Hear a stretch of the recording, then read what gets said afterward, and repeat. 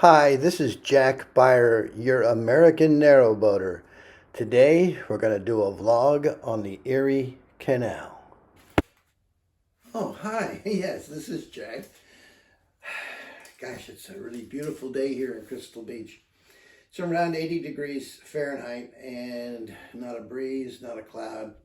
But I thought I'd take a quick moment to put together a vlog on narrowboating in America. As I mentioned in an earlier vlog, our plans for June narrowboating in England we've had to postpone basically because of the COVID restrictions. We don't know for sure what's going to take place. Hopefully it will be done enough that people can travel then, but we don't want to risk it, so we're pushing it off to further in the year. Instead, my brothers and I were planning a trip on the Erie Canal. So in this vlog, what I want to talk about is some of the early history of the Erie Canal to give you a feel for what it is, canal boating in America for what it is, and also how you can go about hiring a narrowboat in the United States. Out that in 1970, the year before my wife and I did narrowboating, we did it in 1976. In 1975, this family from upstate New York along the Erie Canal, they went to England and they experienced a narrowboat holiday. And they were so impressed and had so much fun that they thought, why don't we go back and build narrowboats for the Erie Canal? And that's what they did. Those narrowboats are called lock masters. It's sort of a type of boat and it ranges anywhere from 30 feet on up to 42. That's this particular family at Mid Lakes Navigation. The largest boat they rent is a 42-footer. There's another firm, Low Bridge. They rent one boat, and that one boat is 44 feet. All of them are 10 feet wide, so it's a modified narrowboat. Again, we're going to talk about that. You'll get to see the layouts. You'll actually get to go on board. You get to see what the Erie Canal looks like. But to start off with, you know how the canal system in the UK made the UK the economic powerhouse it was and is during the Industrial Revolution. Well, during our Industrial Revolution, per se, that's what the Erie Canal did. And it did for one specific, well, two ports, Buffalo and upstate New York, which shares a location with Niagara Falls. And it's between the two lakes, Lake Ontario and Lake Erie. And the other major city that benefited from the Erie Canal was New York City. Right after the American Revolution in the late 1790s, George Washington, he saw the importance of canals, and he was responsible for the building of a canal up into the Shenandoah Valley. It followed the Potomac River from Washington on up. And unfortunately, it was an undertaking that was more than the topography could do. The amount of elevation and the kind of rock, the granite they had to go through. It did get built. It didn't get finished. George Washington died before that could happen. They ran out of money, and today, if you go to Great Falls, Virginia, you're going to see the remains of that canal. But DeWitt, D-E, new word, W-I-T-T, and sometimes it's contracted to one word. DeWitt Clinton, who was governor of New York, he was mayor and governor and senator, all from the state of New York. He stole an idea from a gentleman about how to build a canal across New York State. See, in those days, the big ports in America were Boston, Charleston, and Baltimore. Those were the big three. Now, Philadelphia had a big port, Savannah had a big port. New York, maybe not so much. But with the building of the Erie Canal, New York became the prominent market and city in the United States. So without much further ado, let's start off this vlog. Let's talk briefly about why the Erie Canal took place. It's brief history. I'll show you some great photos I've dug up about early life on the Erie Canal. And then we're going to jump into what's the Erie Canal like today. what are the boats like that are on the Erie Canal, what are the boats like the Lockmaster that you can rent, and we'll take a tour of one. And we'll finally follow it up with costs and so forth. So I hope you enjoy this vlog.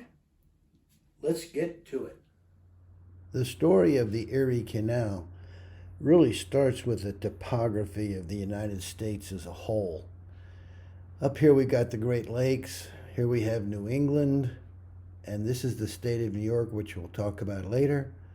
But running from Canada all the way down along the eastern seaboard are the Appalachian Mountains, and they stop just shy of Atlanta, Georgia.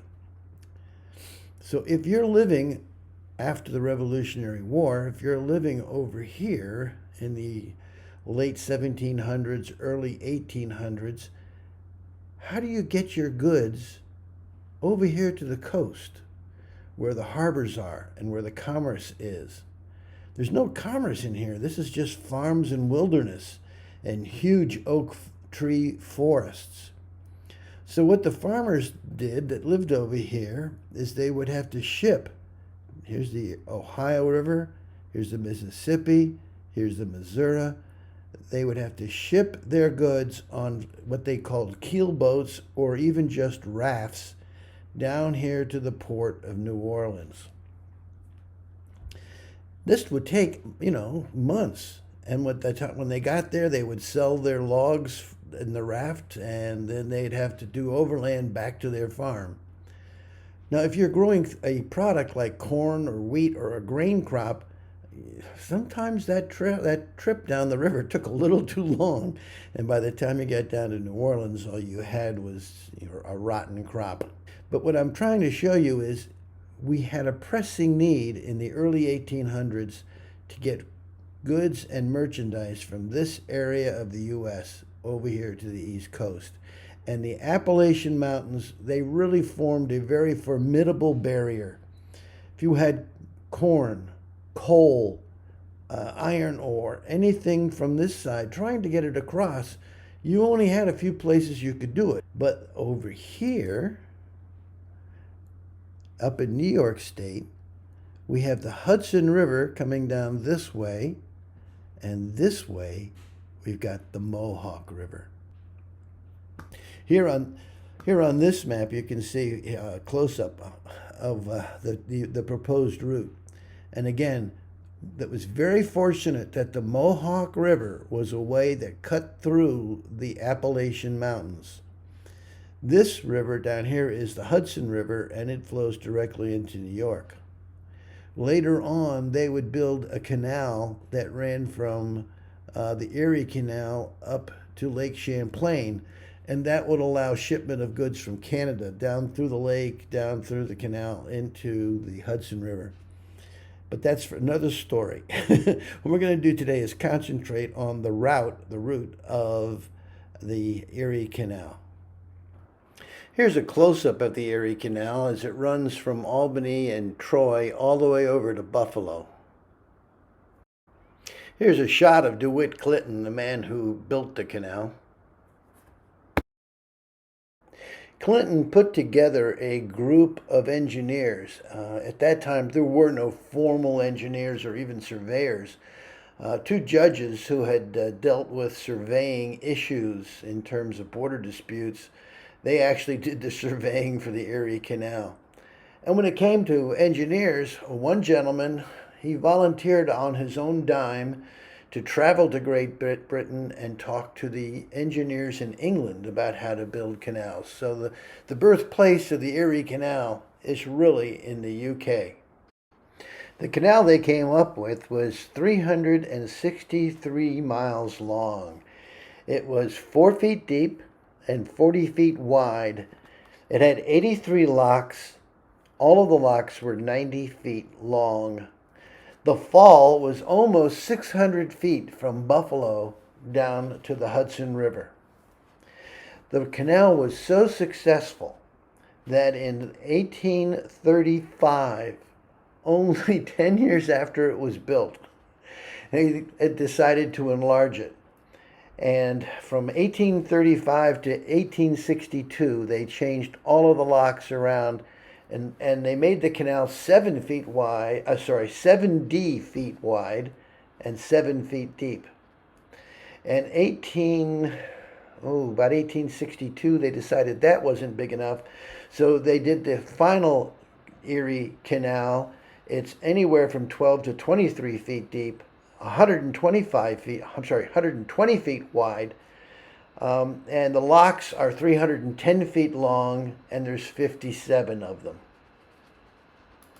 As you've no doubt noticed by now, the Erie Canal boats did not use horses. They used donkeys. The kid you see here is a hoagie, or a mule driver. And it was a family affair, just like it was in England. And the family actually lived on their boat. So this cabin that you see in the back, it's more than just the family's living quarters. It's actually a miniature stable. The kids and family, they would work in shifts.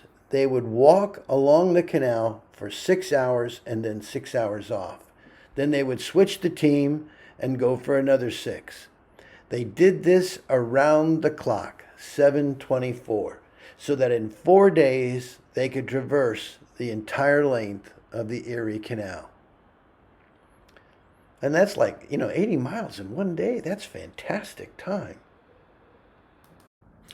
In this next slide, you're going to see them actually loading the horses, and that bridge or plank that you see is called a Hoss Bridge, Hoss.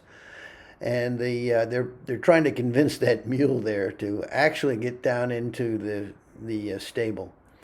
Then they'll bring up the next one and continue the journey. And besides the horses, the family also lived in that cabin.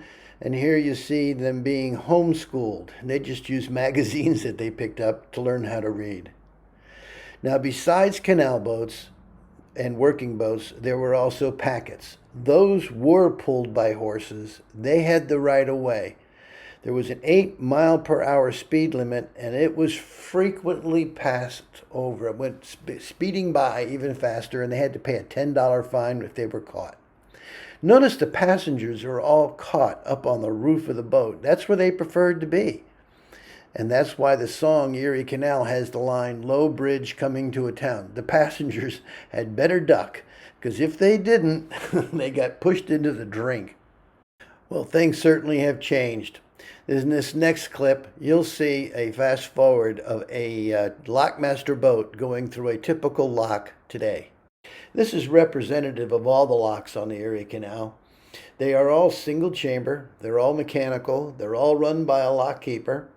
They are 328 feet or 100 meters long, 45 feet or 14 meters wide, with a minimum 12-foot depth of water over the meter sills at the upstream gates upon lift. They can accommodate a vessel of up to 300 feet long and 43.5 feet wide. Big ones. And what you're seeing here is the lockmaster boat going through the lock. I got it at a fast speed. Basically, this looks like a 42 lockmaster, and this is one of the boats from the Mid-Lakes hiring base.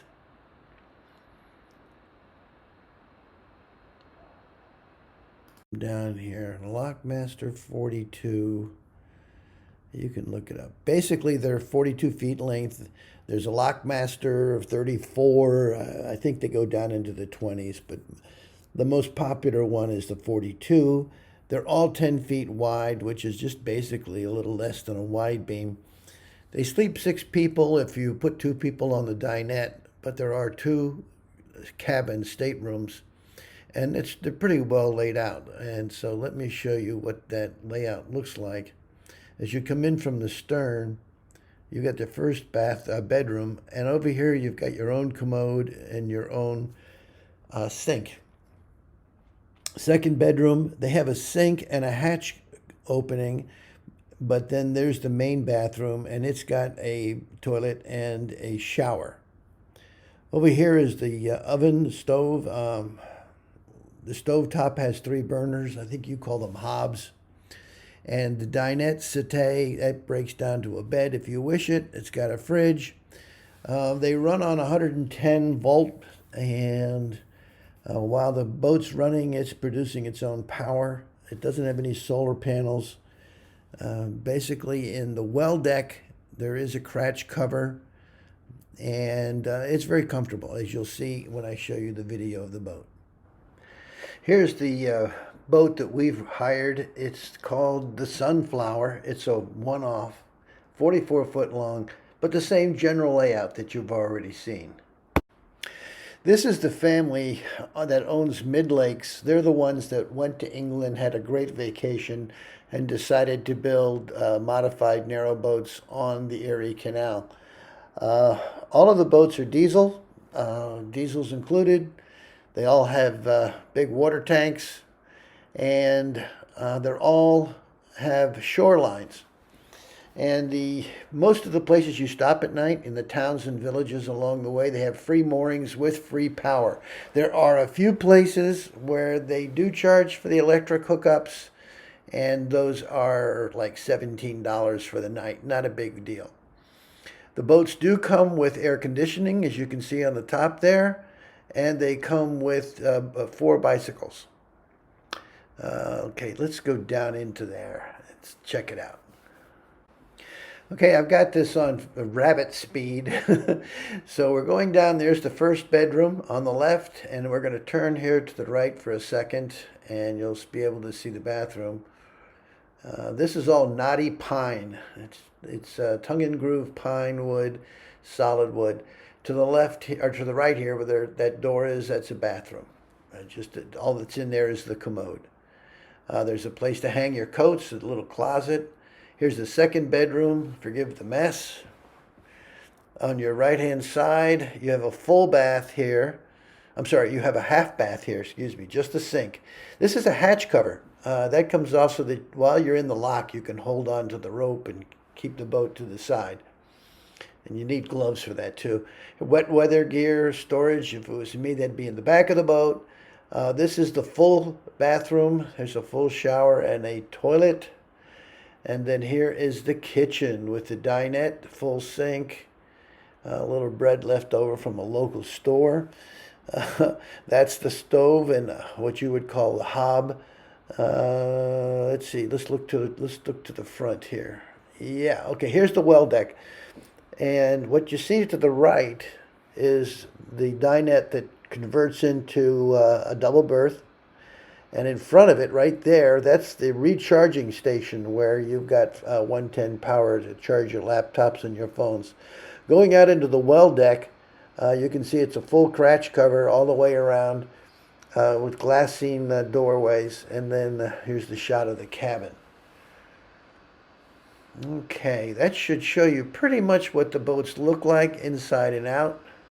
Well, that about winds up this American Narrowboater vlog. Here are some names of hire companies where you can get a boat.